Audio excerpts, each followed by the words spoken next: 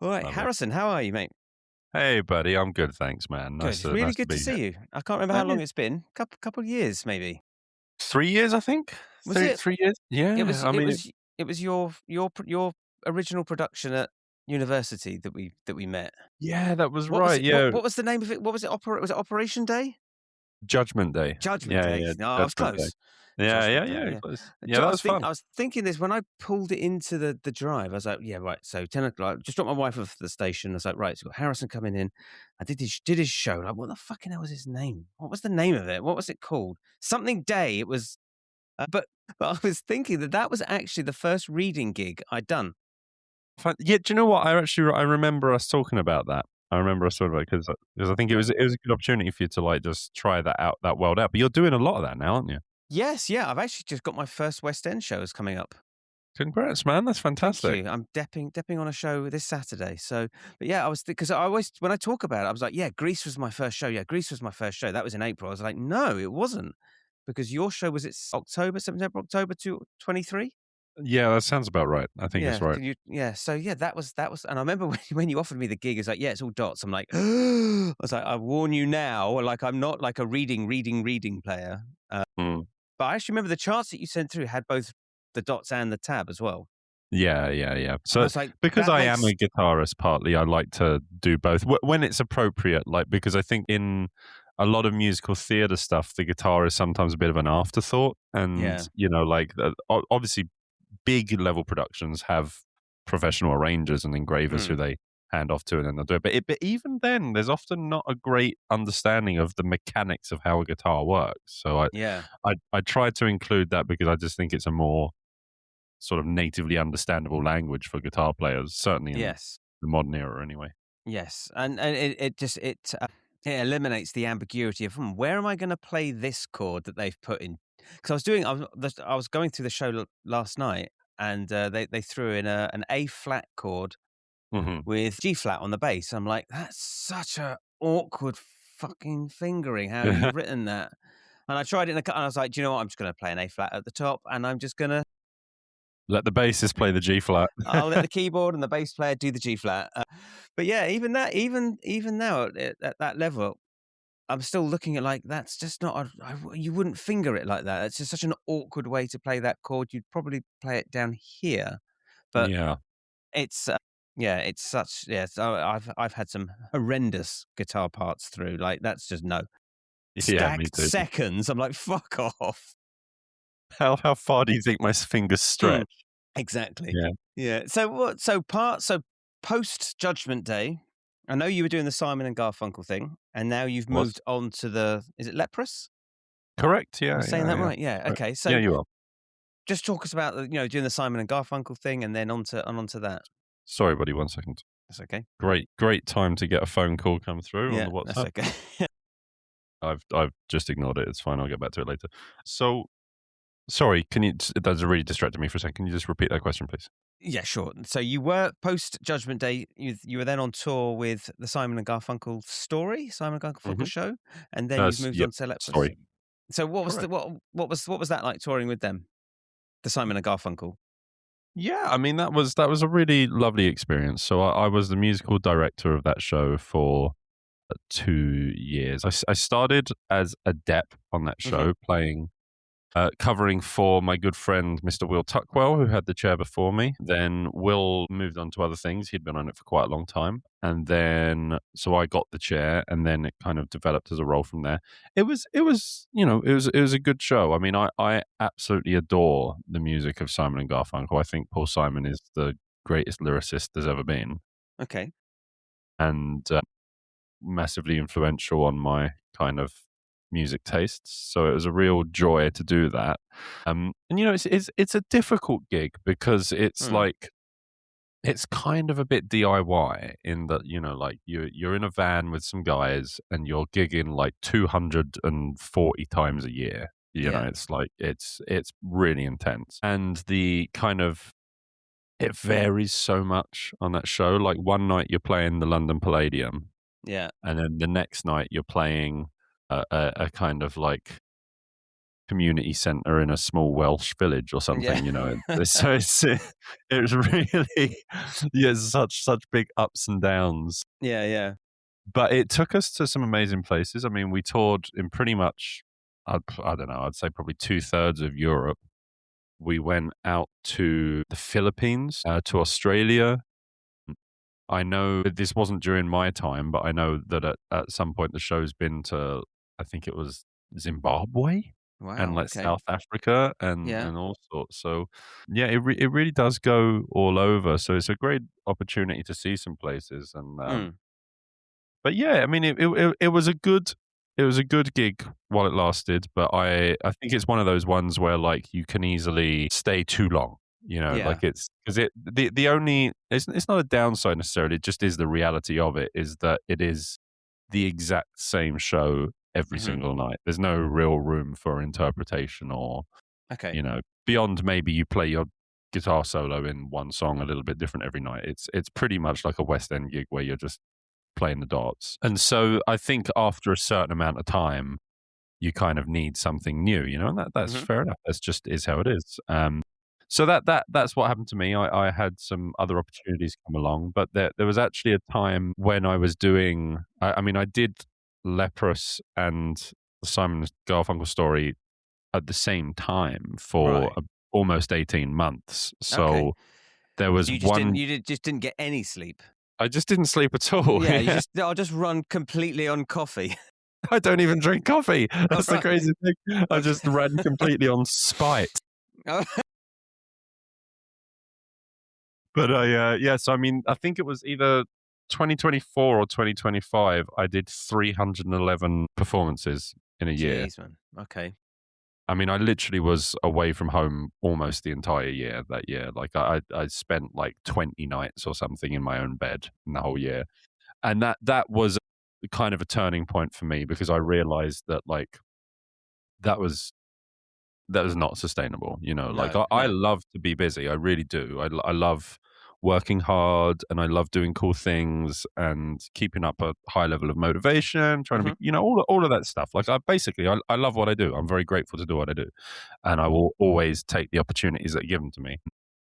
And like I handled it. It's not like I went off the deep end or anything, but it did take its toll. You know, I did come out the other side of that feeling considerably older than I went Yeah. in, and learned a lot of lessons through doing that as well. So I don't necessarily recommend that high level of activity because Hmm. it's like it would be one thing if it was just performing, right? If you were just on like just one gig, but of course I do a lot of other stuff as well. Like I do like commission based transcriptions, and I Hmm. compose my own plays and musicals, as you know, and like I manage many of the bands that I perform in, and tour manage for other artists as well, and all sorts of Yeah. stuff. So point being here is like I didn't really plan for all those things to overlap at once, but it was just like I just got incredibly fortunate, and there was like a bunch of opportunities that kind of landed in my lap at once, and it would have been completely irresponsible to say no to them.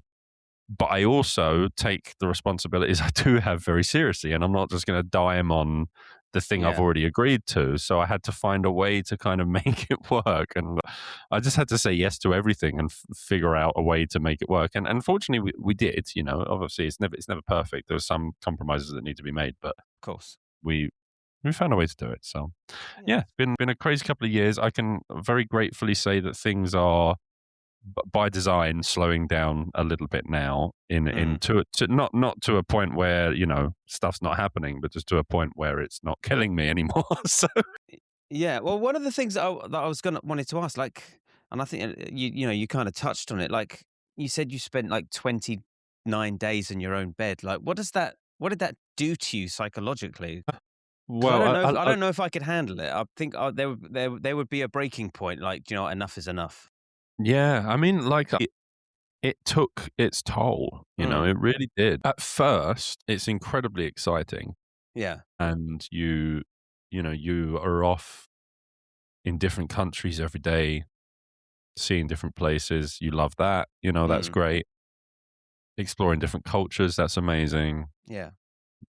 Playing for fans all around the world who are just so into it, and especially when you get to experience the like cultures and countries where like the fandom for music is really intense. Like everyone Yeah, always talks about like South America, right? And that yeah, it's true. Like the guys down there are just awesome. They just absolutely love music and they go yeah, wild for it. So that really feels great. So there's all those great things, but then soon enough, you you start to feel a little bit like anchorless, like you're just kind of mm, floating around, and you start to, you miss family events, and you miss weddings, and you miss mm, birthdays, and even funerals. Like it's like it really starts to hollow you out after a while, because you just start to lose any sense of grounding to what actually is the really important things in life.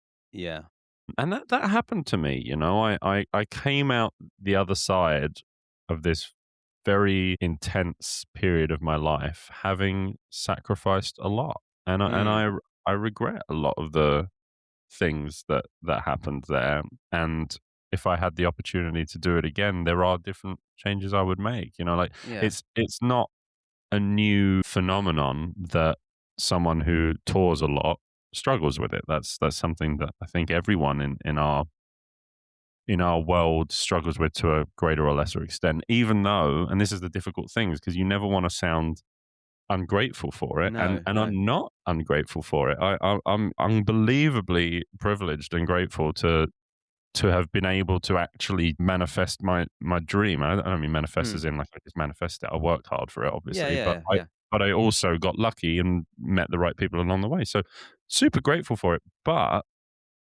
it is one of those sad realities where there just is a price to pay for that, mm, and for some people that's at the expense of you know traditional relationships, yeah, and like it can put a massive pressure on those. For some people it's health. It's like not sleeping properly. A lot of people end up indulging in food or drink or a number of other, other things more mm-hmm, than they would.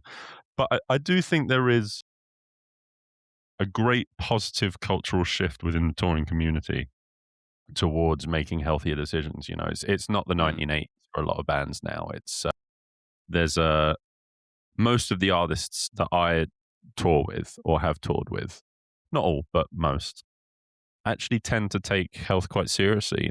Most touring people I know go to the gym now. Very few smoke, or very few of the artists who I have worked with behave in that kind of indulgent rock and roll way. It's yeah, actually much more common nowadays, at least at the levels that I'm working at, the kind of club and theater level. mm, It's much more common that people want to go to the gym and put fruit and yeah, avocados and fresh whole nuts on their rider, and yeah, and drink like very moderately, or if at all. yeah. Um, and I think that's a really super positive thing. Um, Do you think that's just because I don't think that's just musicians. I think that's across the board as well. yeah, Like when I drive home, sorry to interrupt. When I drive home no, from a gig, and I literally sometimes I have to drive through my town centre on a Friday night at midnight, 1 a.m. It's empty. uh-huh. Whereas end of the Mm, 90s, early 2000s, there'll be people falling into the streets. There'll be kebabs all over the place. There'll be police and all kinds of shit. And it's just not like that anymore. yeah, I mean, I definitely remember being a teenager and y- going out in Romford with all my mates all the time and Yeah. causing a bit of trouble, and that was what we were like. And I think no, I think people do still go out and enjoy themselves, but I think the shape of that has changed. I Yeah. definitely think this is a less, like, the youngest generation now is a less uh, hedonistic one than we were, at least in Mm. that sort of way. I know that a lot of my like nieces and nephews and things that are sort of teenagers or whatnot are interested in very different ways of socializing than Yeah. I used to. Yeah. Yeah. Um, so yeah, and that's mostly a good thing. I think the only possible downside to it is that I do think it's changed the amount of time people spend socializing in person and Mm. exchange some of that for online, which, is not, I'm not a Luddite. I'm not like a technophobe or anything, but Yeah. I do think there is something special about in person, kind Yeah.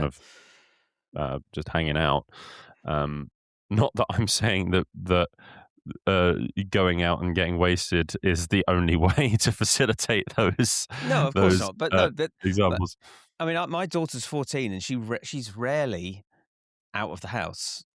And Mm, when I've mentioned it, like, why don't you hang out with your friends? She's like, no, I don't really want to. I see him at school. That's enough. I'm like, "Oh, mm. okay.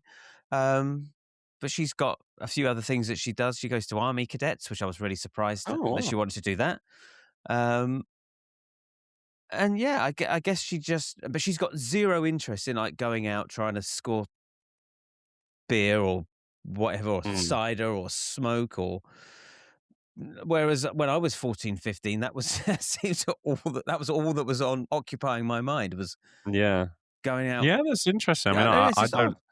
I think that is a true story with a lot of kids of that age as well, and like I think that's a good thing probably on the yeah, whole. Like I wonder. I think there's always, with any kind of cultural shift, there's always something else that changes on the kind of flip side of the coin, right? So obviously it's probably a very good thing that kids are much more health conscious than they were. yeah, I wonder what the flip side of that is, whether that comes at the expense of like kind of traditional socializing and things, or whether yeah, not. I don't know, but it's just curious to me. But yeah, man. So it's like, there's a big shift within that touring community for yeah, being health conscious, and I think that's starting to make it a more sustainable career choice for a lot of people. mm, Um, but for me, my kind of, the things I did wrong didn't come about because I was doing it unhealthy in that sense. I did it just through pure overexertion, just too mm, much doing all the time, yeah, um, and not having enough time to recharge, and then that having a knock on effect on stuff at home. yeah. It's interesting. Like I had somebody on a few weeks ago, and she's a touring backing vocalist, and she was saying about the whole shift between women and pregnancy, and even bringing kids on tour has changed massively. So, like, yeah, Mm. I can bring my kids on if I get maternity leave, if I need to take days off because kids and stuff. It's all facilitated. It's whereas, when you did it in maybe the 70s and 80s, it's like if you miss a gig, you're off, and we'll get someone else to fill the Mm, shoes. So she mm, was saying that she's thinking that shift as well is happening within the touring community, mm. No, and it and all that's just seems to be super for the interesting. better. Yeah, I mean that all sounds great. I mean, I've not seen a situation like that in person. I don't know what level that person is operating at, Hmm. but I don't think. I mean, it also depends because, for example, if you're a hired gun for an artist and you're working at a high level and they've got a good roster of musicians who are part of the pool Yeah. that they draw from, then that allows them to facilitate that kind of thing, which is amazing. Mm. Um, I think at a more kind of like club level, maybe it's not quite so. I just don't think the resources are there to operate like that. It's kind Sure. of like you are the guy. We can't afford to have someone else learn all of it. And I'd say guy in a gender neutral way. Right. But um, I don't know. I think that sounds amazing, and I'm really really happy for that person. I hope that is indicative of a wider change as well. That's a really Yeah. positive thing. I think maybe that my personal experience, although it certainly has been more um, like comparatively more generous and understanding than it probably was back in the Hmm. 70s, 80s, etc., is still one that's kind of tied to the like, you are the person that can do this job, and Yeah. it can't really be subbed out, Yeah. within reason anyway. So Yeah. Okay. Um, let's talk. Like, how did you start playing music? What was your first couple of instruments? You oh said you're mate. primarily a guitar player. Uh, Did you well, start there? I've kind of swung back and forth throughout my life. So my first experience with music was playing the piano. So my parents got me a couple of lessons. I had piano lessons with my primary school teacher when I was about 4 or 5 years old. Okay. Because my primary school teacher, her name was Mrs. Wiltshire, and she played the piano for all of our like assemblies. Yeah. We were singing hymns and stuff, and my parents just said that. I think they just wanted something for me to do, Yeah. and so they just said, "Hey, would you be interested in teaching Harrison?" And she didn't teach at the time, like she'd never done that, but she was like, "Oh, yeah, like I like that student, sure, why not?" And we did that, Mhm. and I kind of hated it. I don't remember all of that all that clearly, but I do remember being frustrated about the idea of having to practice. Yeah. Um, and so but I tried to be a dutiful son and do the thing my parents wanted to do. So I learned, and after a while, I kind of lost interest and quit. Mhm. Um, but then around the age of I'm not sure really, but I'm guessing like 8 or 9, something like that. Did rock and roll come knocking? Well, you see, I had this older cousin. He was, I think, maybe like 5 years older than me or something. And I was round his house visiting my aunt and uncle one day, and I go up into like his room, and he's sat in front of the computer with his guitar playing like Iron Maiden songs. Mm. And I just remember being like this 8-year-old kid, just being like wide-eyed, like, this is the coolest human being I have ever seen in my life. Yeah. Yeah.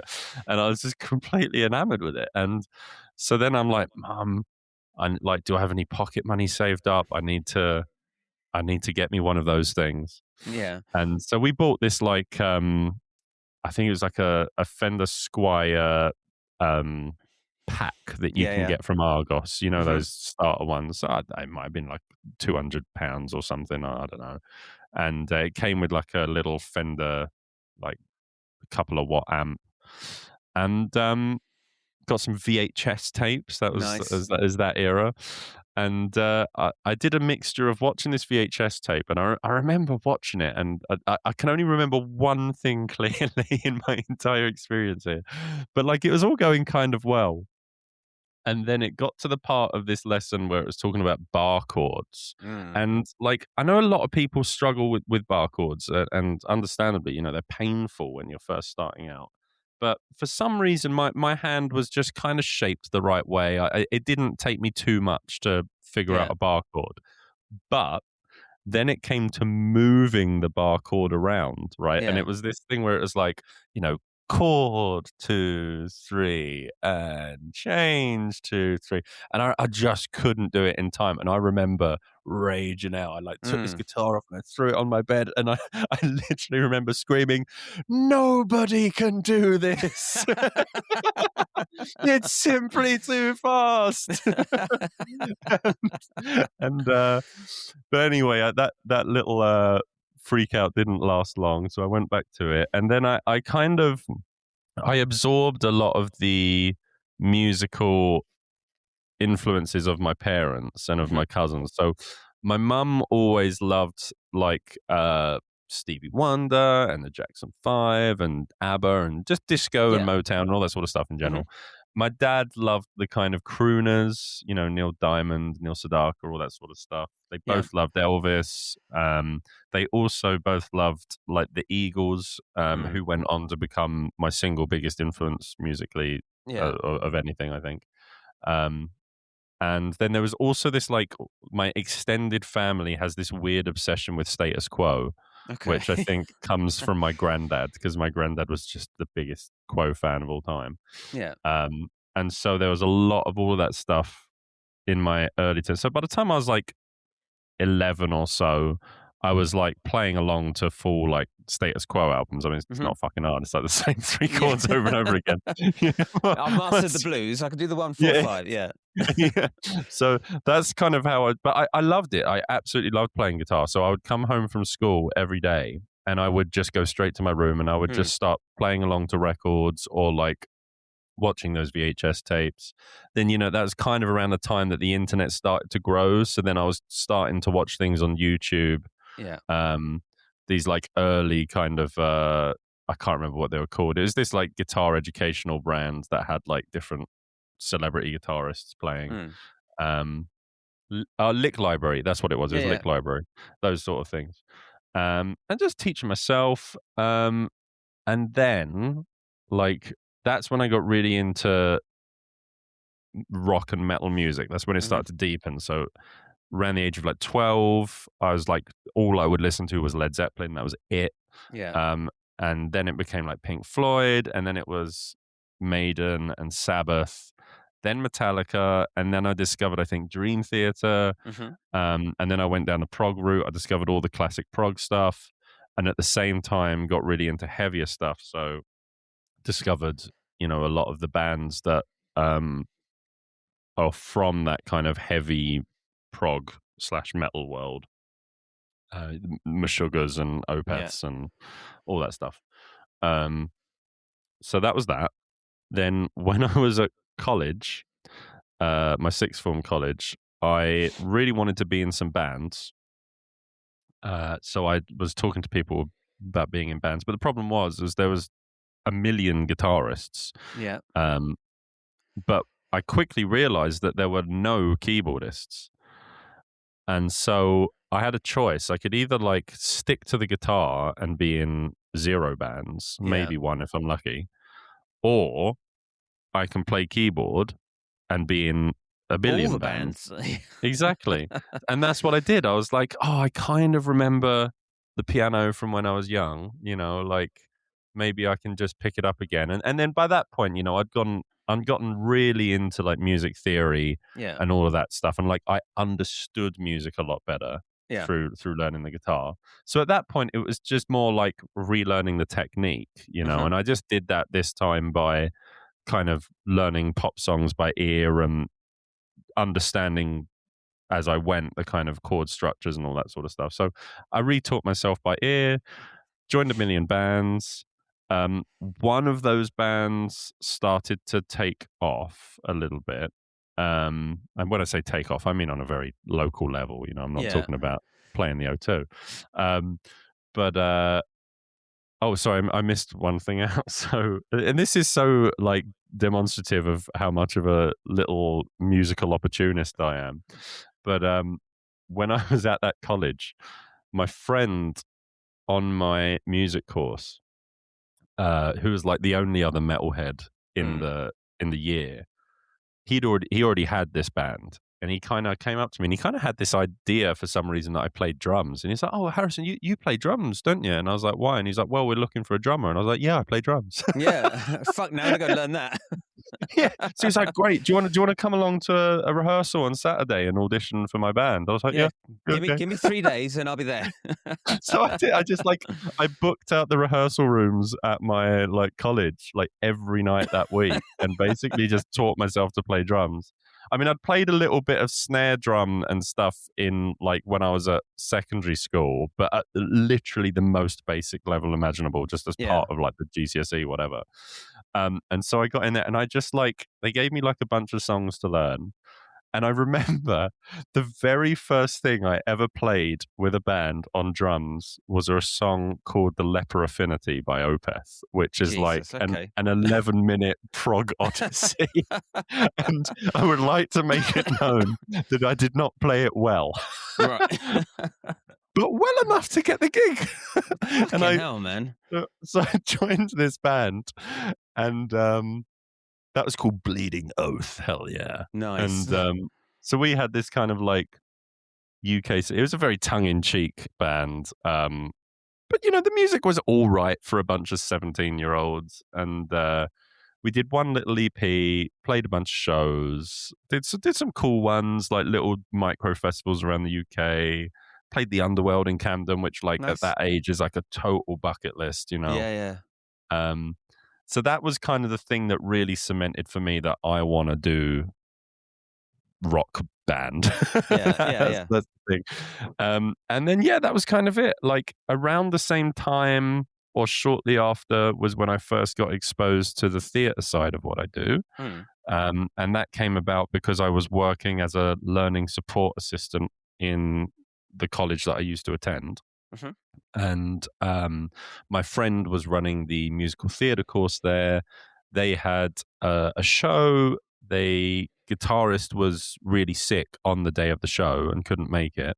So my friend running the department gave me a call and was just like, "Hey, how are you at like sight reading music?" I was like, "Not my strength, but if you're in a tight spot, I'll give it a go."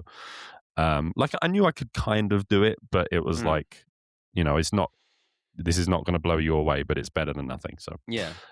So I came in and I did an okay job. I'm not winning any awards, but got through the show. Yeah. And it turned out that the composer of this show was in the audience. Because it was, it was like a workshop type thing, Yeah. kind of like what you did for me with Yeah. Yeah. Judgment Okay. Day. Um, and uh, he took my number and he said, Oh, "Yeah, the I'm working internet's on this crapped other out again. thing that involves like a rock band as part of they're the characters in the show, and I need someone." Took my number and he was like, "I'm doing this. I've got this new musical idea that's going to have a rock band as characters in the show." Mm. And he needed like kind of young, kind of like rock musicians who kind of get it, and he Yeah. said like basically you'd be the musical director, so you'd be in charge of sort of teaching the other musicians and, kind of keeping it all together on stage and all of that stuff. Sorry, And and like how old were you at the time?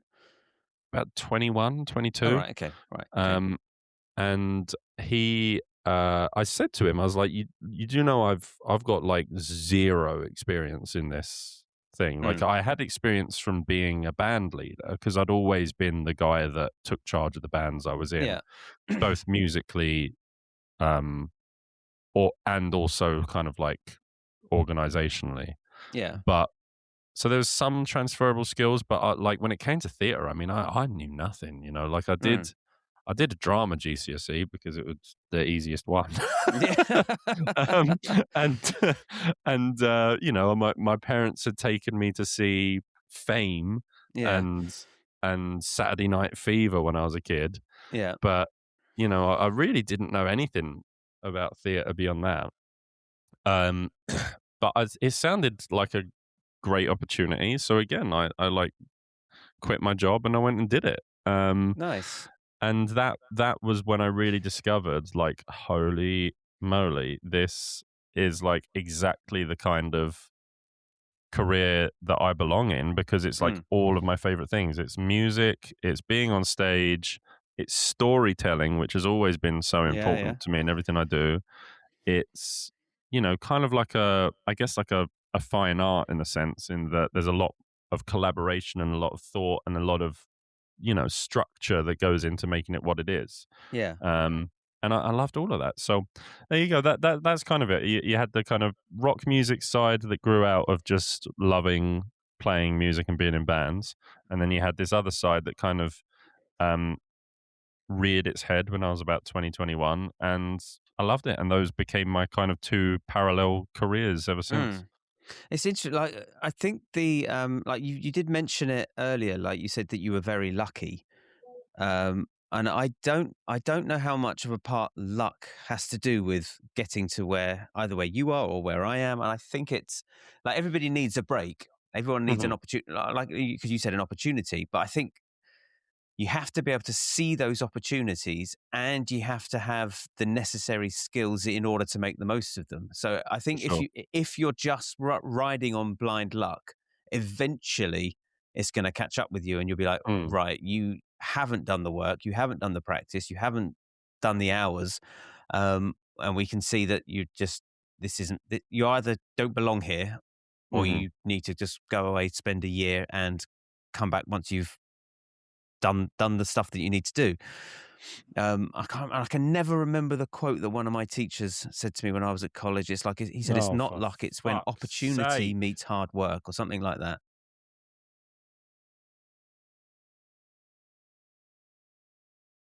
You This dropped is out really, again. yeah, it's so annoying, so annoying. But at least that was a quick one. That was, yeah. Yeah. So sorry, you remember the quote that, or you're not sure you Yeah, remember the quote? my teacher said something to the effect of that it's like it's not luck to get where you want to go. It's when opportunity meets hard work. Yeah, that's really good, and I agree. By the way, I think that like, well, I think there's a balance to be struck, right? Because I like to remain cognizant of the fact that yes, I've earned the position I'm in because I put in a lot of hard work and because I developed those skills through Mm, effort. But there are many other people who are absolutely as good a musician or better than me, mm, much better than me, who could do my job just as well as I do. yeah. And the difference is maybe it's a personality and approach difference. Like I do Mhm. think there is. I think one of the most important skills as a musician, beyond the obvious in terms Yeah. of becoming good at your craft, is um, self promotion and networking and stuff. And Yeah. honestly, I think that so much of that is packaged wrong in the way we discuss it because people talk about like networking. You got to go out and network. As soon as you like, people are allergic to that. As soon as Mm, you approach someone with your networking hat on, mm, and if it's transparent, people are just like, ugh, someone's just, don't mm. do that. Like Yeah. I always tell my students, like when they're young, and I'm like, just go to gigs.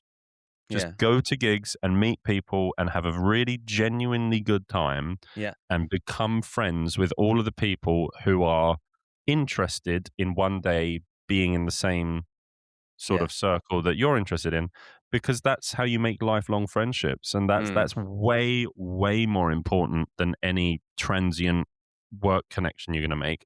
And if those people are interested, a number of them will succeed, and then they will be your colleagues 10 years down the line, yeah. and Yeah. then it will pay dividends. But Mm, you got to be honest. You got to want to be there, because part of, I think, being in the creative industries is not like any other industry. It's not one where you're applying for jobs with a CV and showing off your references. yeah. You get jobs through word of mouth, through people will go, oh, who's a guitar player? Oh, that guy. We haven't given him a shot yet, but he was such a great laugh to hang out with. Mm, And let's quickly look at his Instagram profile. Oh, okay, yeah, looks like he can play. Yeah, let's give him a call. Let's, that's how it yeah. works.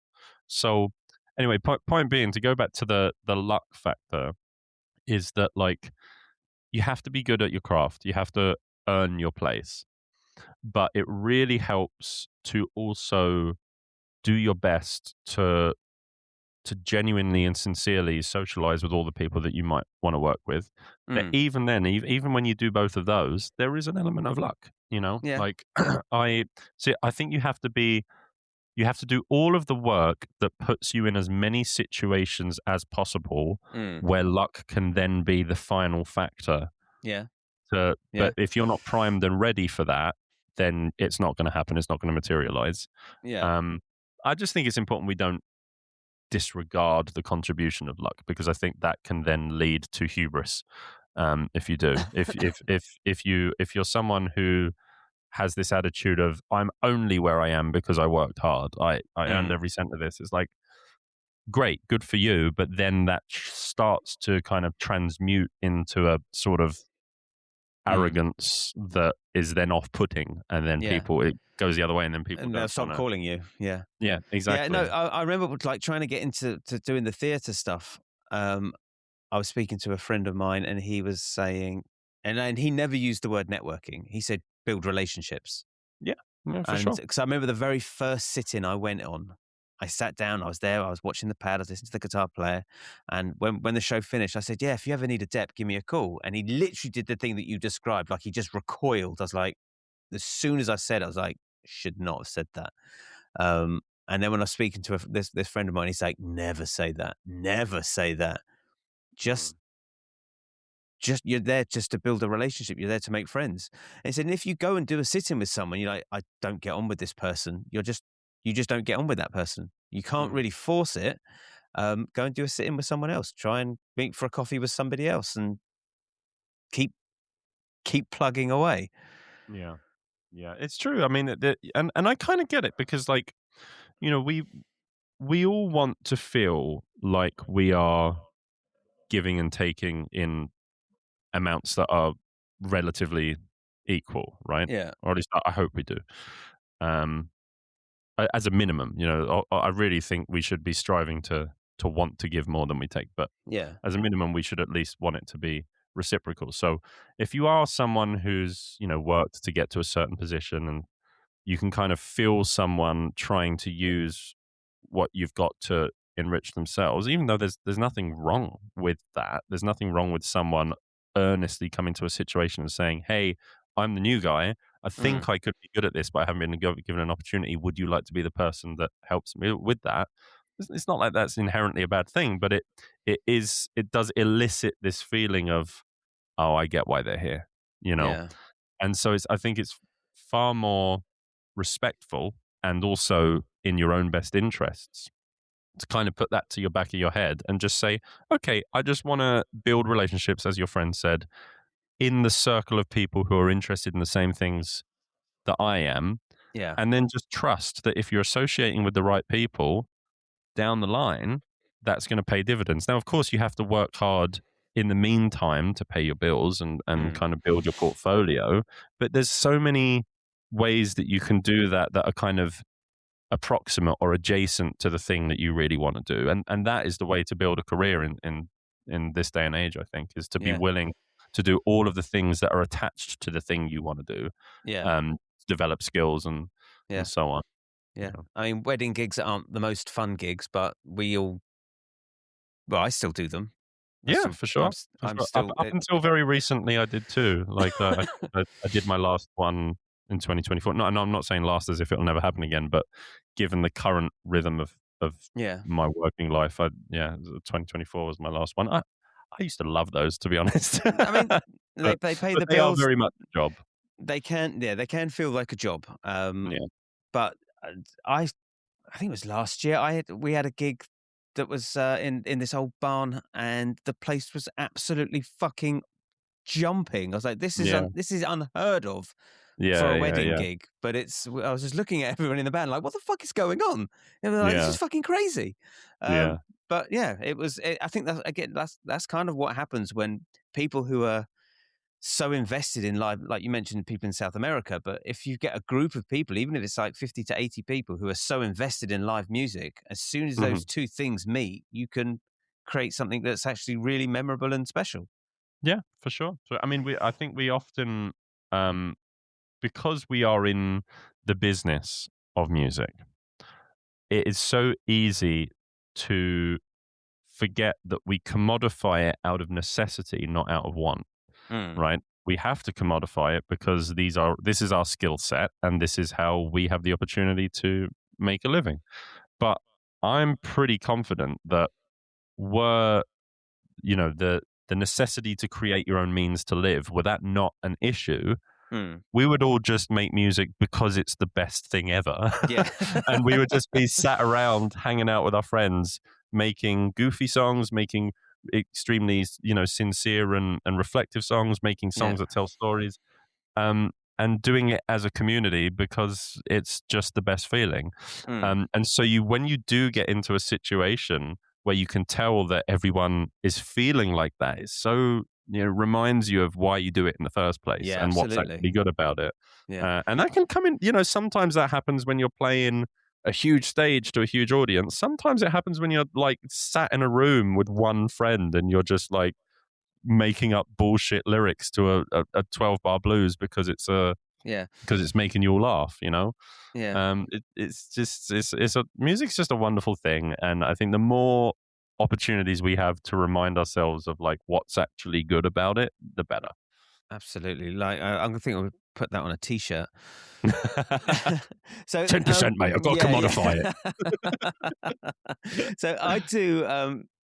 I've got a lot of young students, and I see a lot of students come in who want to learn. Brand new students, brand new in, straight in through the door.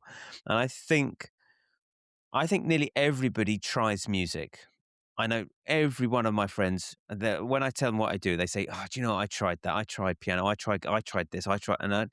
So what I've started asking people is, at what point do you think most people give up on music? You mentioned bar chords, and I think that's a huge hurdle for guitar players. But in general, where do you think most people are like, nah, this isn't for me? It's a really good question, and I don't know. I think.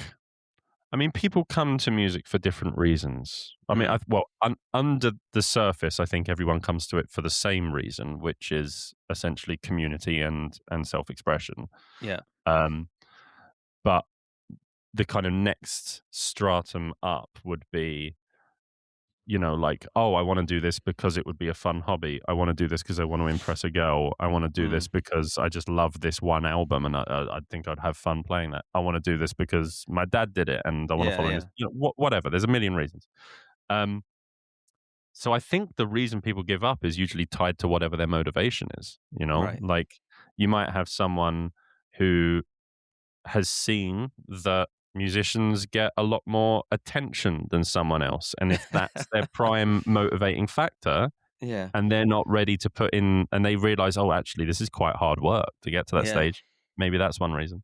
Yeah. Maybe if the reason they want to get into it is because, they love this one album and then they realize that, that one album that they put all this effort into learn is kind of ends at some point and then there's more, but they were kind of just obsessed with this one thing, then that, but that's not necessarily a bad thing. That might be, okay, well, you had a project and you saw it through and that's enough. That's cool. Because I also think, like, I don't know. And I am a very wordy person by my own admission. So I apologize for my philosophical tangential rants, but like, I kind of hold music in this like kind of balance. And I do this with all things. It's like I love to almost worship how like beautiful and incredible and sincere and connected to the human spirit music is, how important it is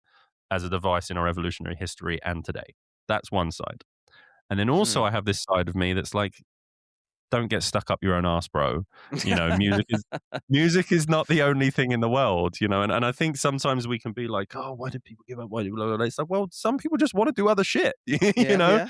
and it's like those things are also equally valuable and cool. And so I think if you want to be, I think it's really important to meet people where they're at with like what they actually want to do music for. Yeah. Like I have or have had, I don't teach currently, but I've had in the past students who came in and were just like, I just want to be able to chill out at the end of the day and like play a couple of songs and just because I like them and that's it, And that's when and you I'm start like, putting all your Dream Theater stuff away. It's like, no, that's when I'm like, okay, lesson 1, Paganini. Yeah. No, but I did once upon a time have quite a like dogmatic approach to what peripatetic music education should be and like what the rubric should be. And that was so inappropriate because at that point I was like taking this person who had articulated that they just wanted to like hang out and play some tunes because it was a good way to unwind. And I was like trying to box them in learning about like modal interchange and shit. And it's like, what the fuck am I doing? I'm the worst teacher ever. So I do think there's an element to which like it's okay to just say, oh, that's as far as you want to go and you're happy with that and that's given you what you needed. Great. Congratulations. You got there. Yeah. I hope you enjoy this like skill set and it does what you need for it. Yeah. And now like I always, when I do teach now, it's like, okay, I want to hear what the person wants, give them the tools to do that specific thing and then the opportunity to do more if they get the bug and they want to do it more.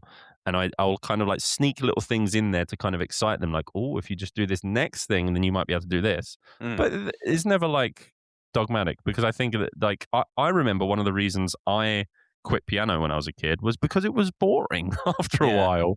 When you are like 6 years, 7 years old and like the PlayStation 1 has just come out, and you're sat there playing like, Beethoven or whatever, it's not that stimulating. But when I went back to learning piano and I got to do it my way, and it was like by learning songs that I liked and figuring it out myself, I realized that actually the best part of music is the self-discovery. It's the like process, man. It's the oh, this is a really cool puzzle, and I can use the skills that I'm still developing to try and figure it out. And oh my god, look, there it is. It's just come into view, and I can see it now, and I can hear Yeah, it.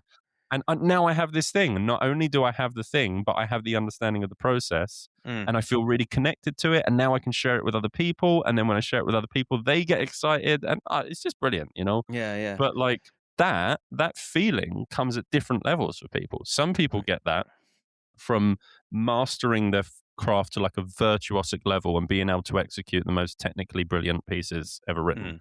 Yeah. And that is their barometer for what gives them that feeling. Yeah. And for some people, it's like, I just love sitting around a campfire playing Wonderwall, you know? And yeah. it's like, that's cool too, man. There's Yeah, just yeah. different places for it. So, I think I love it. I mean, I'm kind of in like a strange sort of teaching phase where I'm kind of phasing out the way that I was teaching for the last 2 or 3 years, and that was moving away from playing songs and just trying to focus on like what I consider to be like core skills for guitar players. Like I would give them, and we're talking like 9, 10-year-old kids. They'd come in, they'd sit down, and I'd just throw up a chord chart for them. I said, just have a look through that chord chart, and then in 3 minutes, I'm going to put the song on. You play along to it. And then, or I'd just say, like, we're just going to focus on some technical exercises, because your right hand and your left hand aren't in sync. They didn't say to me, my left and my right hand aren't in sync, and maybe I need to go back and ask that question again. Like, what do you want from me? Because the more I have these conversations with people, the more I realize that yes, there are what I consider to be these key skills, like chart reading, like being able to play in time, being able to play to a click. But at the same time, all of those things are quite fucking boring.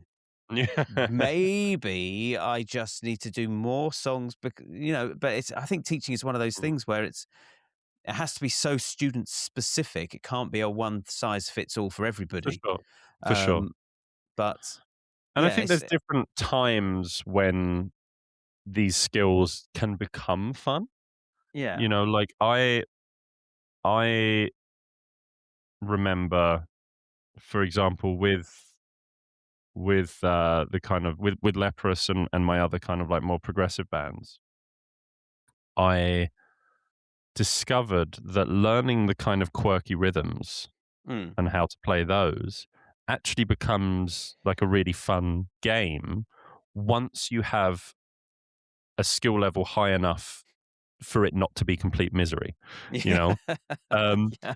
And then it's like, how do you start embodying the rhythms, right? Because some of them are so angular and weird that if you're just looking at the rhythm itself, it doesn't really make much sense. But if you can internalize its relationship to the pulse, then suddenly it does, right? Yeah. Like I remember in the first days of learning the Leprous material, there's this song called Third Law, right, which has this kind of full band rhythm that's going on. And when I learned all of the Leprous material, I transcribed it all, right? Yeah. And that was my way of learning it out of necessity, because I was on tour at the time. I didn't have access to a keyboard. I just had to listen and write it down. And then later I came back and played it and see if it was right, and then edited it and so on. So when I was learning this one song, Third Law, I was like, this like main riff is in 17/16. Oh, fucking hell. But it's like over 4 bars of 4/4, or like 8 bars of 4/4, and it's like phasing around the beat. And then it was basically, my point is, it was a very intellectual way of trying to understand this, right? Yeah. And I was doing the maths, and okay, great, but that was the kind of mechanics of it. But then once I started to actually play it, and I started to realize, oh, okay, yes, it is in 17/16, but actually what that does is just creates this syncopating effect. So one moment it's like da da da da da da da da da da da da, and then the next it's da you know, it's like Yeah, it yeah. just kind of moves around a beat, and all very quickly and very strangely. But my point being here is that at that time, my skill level for that sort of thing was like almost there, which meant I was close enough to find it exciting. And then the process of doing that became a very rewarding thing. Yeah. Had that been something I needed to do a long time ago when my skill level was nowhere close, it would have been torturous. Yeah. So I tried to reflect on that experience. I've had that feeling many times in my life. It's like giving students the right opportunity at the right time. And I think that's part of a teacher's responsibility, is to be able to identify what their next step could be. Never telling them what it is, Yeah. but what it could be, and giving them the opportunity to discover it. So like, so the very first piano lesson, if I have a complete beginner, especially if they're a kid, Yeah. my very first piano lesson is always the same. I sit them down at the piano and I say, you see the black notes on the piano? I want you to just press them at random. However you want, with your fingers, with your knuckles, with your palm, doesn't matter. Just press them at random. And they're like, okay. And then I watch them and then I say, okay, I just want you to kind of like try and like hum or sing the notes you're playing. So then they're like da da da da da da da da da da da da da da da da da da da. And then I'm like, okay. And then I listen to them for a bit and then I start putting some chords underneath them. And suddenly they're like, oh, that sounds like music now. And then I'm like, okay, how can I change something to make what you're already doing sound really cool? Yeah. And then I see them, especially when they're kids, they're like, oh, I just made a song. And I'm like, great, you did that with zero knowledge. And I said, here's the canvas within which you can work, paint it however you like, Yeah. and they do it. And then I'm like, great, now I can explain what you just did. Because it's like, I always think like the explanations of music should be reactive to the discovery of it, not prescriptive. Because I think when you sit down with a student and you say, today we're going to learn about the Ionian mode, Yeah. they go, what? They go like, huh? But if you go like, hey, here's a bunch of notes, just see what they sound like. And by the way, did you know that your favorite song, which happens to be this, is in that thing? Here's how we sing it. And you connect it more to like their experience of music. And then you can say, cool, so what we just did is blah, blah, blah, blah. Yeah. Now you can go back and that and you can apply it. Yeah. So yeah, I don't know. I just think with teaching, it's like so important to meet them where they're at and then give them opportunities to push to the next step. Yeah, I like that. The one thing that I find, that the student I find the hardest to teach is that they've gone through all the beginner stuff. They can move through all their open chords. They can learn a couple of songs. It's like, right, now we're moving into the intermediate stuff. It's like, it's just such a gray area. Do we start looking at bar chords? Do we start looking at maybe some 16th note rhythms? Do we start looking at maybe some reading? Do we like... Or do we just next? Or do I just say to you, go away and learn a Green Day album? You got to learn it from start to finish. No exceptions, no missing. It's hard, isn't it? Because different people have different learning styles. So someone might respond really well to that. They might be like, oh, what? That's such a big challenge. I can't believe they trust me to give this a go. And I love that album. Other people might be like, they might collapse under the weight of what. And so, I don't know. I think it's something that just requires intuition and having built a rapport with the student. And I don't think there is any right or wrong answer. I mean, I remember I had some students where our entire course over like several years was all based around like, what have you listened to on the radio this week? Oh, I listened to this song. Cool. Let's get it up on YouTube. Let's figure it out together. Yeah. That was like what we did for like 3 years straight, and they made loads of progress. Okay. And then there was another student who like was a bit more of the kind of nerdy type and was like, I really want to learn about the mechanics of this. And I was like, great. So then what I had for them was I had this box, and I basically wrote out like every kind of one beat musical iteration, also rhythmic iteration you could think of. So like you'd have like a crotchet, and then you'd have like two quavers, and then you'd have like semi-quaver, triplets, 2/3 of a triplet, etc. I just wrote out every single combination I could think of, and then like did a million copies of all of them. And then we would sit there and we'd get like 4 of them out and put them down, and that would make a bar of rhythm. And then I'd be like, okay, clap that for me.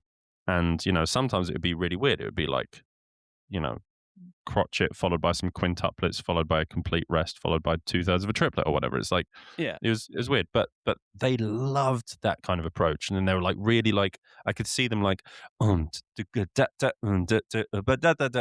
I could see them kind of embodying it. And for Yeah. them, that really worked. So it's Okay. like, Yeah. yeah, it's just so many It's interesting. different It's ways. always interesting to learn new ways to teach. And yeah, Yeah. I think I'm definitely moving away from this one size fits all. Not that it was like I wasn't like wasn't like the army or anything, but it was, Mm, yeah, I was kind of very much set in my ways. I'm like, yeah, I just don't feel that a lot of these, some of these kids are thriving on it. Some of mm, them, I can see it in their eyes. It's like, yeah, yeah. some of them that can't get past the G chord. Sure, sure. So I think it's also incumbent upon us as teachers to remember that some students actually genuinely don't want to be there. They're some doing it don't. because their parents have told them that they should. Yeah, And if that's the case, then it's our responsibility to give them the best opportunity at discovering something fun in it. yeah, Because if you can excite them, then and it might be that at the end of that, you put all of your efforts into trying to discover it, and at the end of all of that, they go, "No, I'm really sorry. I just think I am a football player, or I think yeah, I am this," and that is so okay. But so long as you're doing your duty to give them the opportunities to discover things that they maybe haven't seen yet, yeah, then that's you've done everything you can at that yeah. point. I Mm. do think that we're also in an era where it is so difficult to capture people's attention, Oh fuck because yeah. of the nature of social media and all of that stuff, and how socializing has changed in recent years, how the way music is consumed has changed. I mean, I know a lot of my students, even in like their early 20s, who have never been to a concert, Mm. and I'm like, oh, What are you how can doing? you? Yeah, like what's going on? And then like, yeah, no. I had one student who was like 24 and he was going to like his first concert ever, and Wow. I'm like, and sometimes I think, well, I just forget that that's actually fairly normal for a lot of Right. people. Not everyone does this thing, um, but of course, in our world, we think it's completely and utterly ubiquitous. Like, of course, you Yeah. just go to concerts from the second you're like 14. Yeah. um, but then I have to remind myself, I was like, no, come down from your little ivory tower. Just because this is so important to your life doesn't mean it's important to everyone else's. Mm. And people find stuff at different times. And Yeah. I think the more we remind ourselves of that, the better teachers and sharers we can be. Absolutely. But I've got one more question, and then I will let you go. Like, I Cool. would be remiss to not ask you, like, what's your approach on getting better these days? I can't not ask you that, as it's called Always Getting Better. Yeah, sure. I mean, what's the scope of that question? Are we still talking about music or? I mean, if you, I've had some people say, do you know what? At the stage I am in my life, getting better for me, and we touched on this earlier, is when I'm on tour, making sure that I'm eating properly, I'm going to the gym, I'm exercising, Mm, because prior tours, I would be drinking too much, sleeping late, and it was yeah, killing me. So yeah. it's kind of wherever you're at. I mean, I can. I'm an open book, so I'm happy to talk about this. It just depends how long you got left. Yeah. Well, yeah, I've got to get a pad. There's a pad with my name on it. Okay. Let's talk about music technique. Let's talk about improving things like your actual playing. Okay. So I'm gonna be my own biggest hypocrite right now. Mm, My own biggest hypocrite? That's not even a phrase. But I am going to be a big hypocrite right now because I actually practice for my own sense of joy very, very little these yeah. days. Um, I play a lot because I'm paid to, because it's my Mm, job. So I'm always kind of keeping fresh in that sense. But my kind of technique based development is pretty much 100% tied to what the next gig needs me to do. yeah. And in complete transparency, I cannot think of anything less exciting than coming home from tour Yeah. and starting to workshop my alternate picking or sweeping or my whatever, you know. Yeah. So for me, getting better has actually revolved around like working to understand what music means to me Mhm. in this day and age. It's like music has become there are two very distinct elements to music, which are both important to me in different ways. You've got the side which has become my career, and I'm enormously fortunate and proud and grateful to say that I have turned music into a full-time career. And that's great, and that can be fun, and I get to do it with people that I really like and do amazing things. But it's not necessarily what activates the soul, you Yeah. know. And then on the other hand, you have the side of music which is completely connected to that and Mm. very human. And often that bears no resemblance to the type of music I do for work. You know, often it's like so I've just started working on a solo album, which is something I thought I would never do, right? Mm. Because I've never really been a lead vocalist. It's always been my biggest musical insecurity. Um, like I've always been good at doing like backing vocals. It's one of the things that makes you Yeah. employable, I think. But beyond that, no. Like the tone of my voice, not a fan. But I was like, fuck that, you know. Like Fuck it. I've always been a songwriter. That's always been my favorite thing. What's better than having a go at performing the music you've written for Mm. nobody else's satisfaction but mine? And if people happen to like it, great. But really, it's just because I had some stories I wanted to tell, you know? Yeah. And I think seeing them through to fruition is a part of storytelling. Mhm. So I just said to myself, all right, let's write this album. And it went in a completely different musical direction to what I was expecting, like literally a 180 from where I started. Yeah. And I loved every single second of making it. And really was an enormously refreshing experience for me because it reminded me of all of the things about music that are the most important Mhm. and the things that I actually am really connected to that maybe have been sacrificed a little bit in making a career out of it. And so for me, getting better is about striking a better balance between those things. It's Okay. like, yeah, I do these things because they're fun and they're good and they pay my bills and blah blah blah, and I actually really like them. Great, but there is this big debt to pay emotionally from doing that, because of the lack of sleep, the never being in one place, the impact it has on relationships, blah blah blah, all of that stuff. You run the risk of starting to resent the thing you love because that becomes your entire experience of it. Mm. And of Yeah. course, that would be a mistake because it's not the music causing that. It's the way music is commodified and the way that the industry is built around it and the Mm. things you have to do in order to make a living out of it. That's where the resentment should be directed, if at all. Yeah. Returning to like just making some crappy music because it's fun is so important to keeping the love of music alive, you know? Mhm. And uh my getting better recently has just been returning to that side of things and trying to force that to be a more present part of my life to achieve balance for Mm. my own well-being and to keep wanting to be a musician because there have been times where things have been so Mm. stressful where I've been like, bro, I'm gonna go be a fucking shoe salesman. Like Yes. I don't care. Like this is I'm done.